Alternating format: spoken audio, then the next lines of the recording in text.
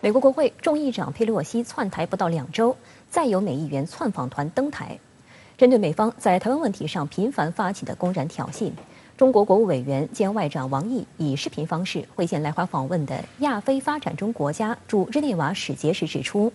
中方必须做出必要正当反应，这是在行使维护国家主权和领土完整的正当权利。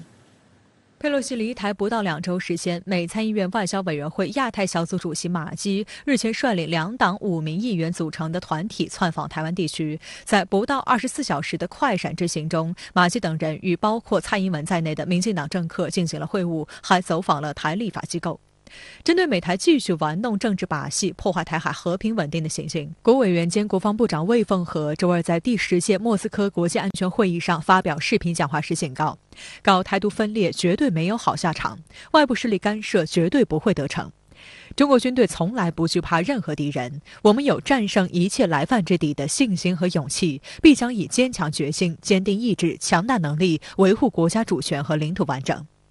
中国外交部、国防部、国台办周一也强势发声，东部战区当天在台岛周边海空域组织多军兵种联合战备警训和实战化演练，坚决捍卫国家主权和台海地区和平稳定。值得注意的是，解放军东部战区飞行员继之前从高空鸟瞰祖国宝岛海岸线之后，周一更是直接俯瞰澎湖列岛。面对东部战区发布的照片和视频，清晰显示从解放军空军飞行员视角看到的澎湖列岛景象，台军方却继续采取自欺欺人的鸵鸟政策，称解放军在周一的演练期间并没有接近过澎湖列岛，甚至倒打一耙说是大陆在对台发动所谓认知战。台空军高层周一晚给自己找补，声称因为能见度良好，解放军军机在海峡中线一带的高空即可清楚俯瞰澎湖列岛。他们还自行想象，解放军是透过相机的长镜头，营造出了所谓压迫感、紧迫感，使台湾民众误认抵近澎湖。在周二的外交部记者会上，发言人专门就此作出回应。我要告诉大家的是，中方为维护国家主权和领土完整采取的坚定举措，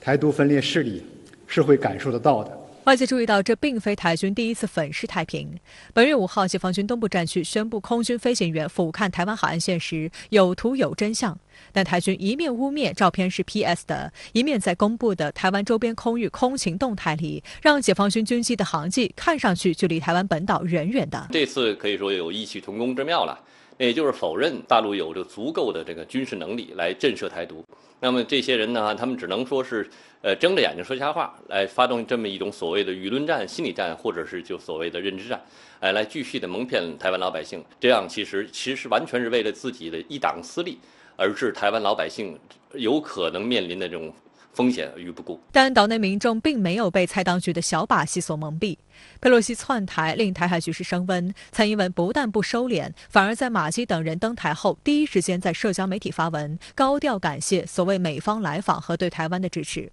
这则推文遭到大量岛内网友批评，因为正是民进党当局对美国的谄媚，造成了台湾的内耗，更将台海逼近冲突的边缘。民众纷纷怒斥，佩洛西的教训还不够多吗？搞这些表面功夫自爽有什么意义？只会陷台湾于危难之中。岛内民众对蔡当局的不满也体现在了民调当中。亲绿的台湾民意基金会周二公布的最新数据显示，蔡英文的支持度较上月锐减7个百分点，43%的民众对蔡英文施政方式表示反对。台湾民意基金会董事长游盈隆称，这个数字相当罕见。支持率有所下跌，可能应该说是反映出了台湾更多的老百姓、民众对台独挑衅的危险性有了一个更新的、更深入的了解。